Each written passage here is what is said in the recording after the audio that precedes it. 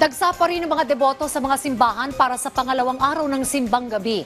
Pinaigting din ng MMDA ang kanilang pagbabantay sa mga simbahan.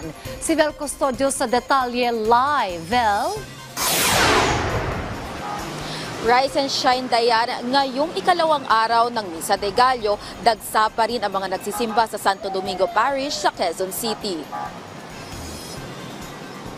Na para sa maraming mananampalatayang Katoliko ang pagsisimba tuwing Misa de Gallo. Kagaya ni Angela na hangad na makumpleto ang 9 na araw na nobina bago magpasko. Ay yung good health lang at saka yung sana maging maayos yung ating bansa sa lahat ng problema, masolusyonan. Abot labas pa rin ng simbahan ng mga nagsisimba sa Santo Domingo Parish. Kanya-kanya ng bitbit ng bangko ang ilang mga dumalo sa misa.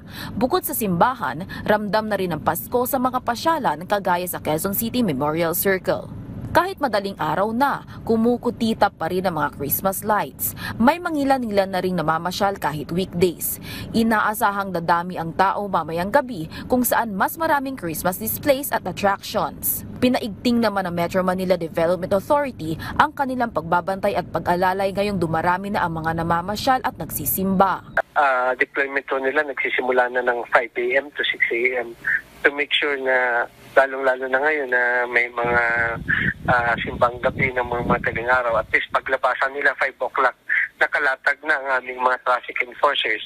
And ang deployment nila usually up to 10 a.m. lang, kahit 10 p.m. lang.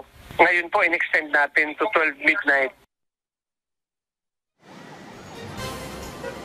Dayan, para naman sa traffic update, bumabagal na ang daloy ng trapiko paikot ng elliptical road. Lalong mabigat ang traffic patungo at galing ng Commonwealth Avenue. Balik sa iyo, Dayan.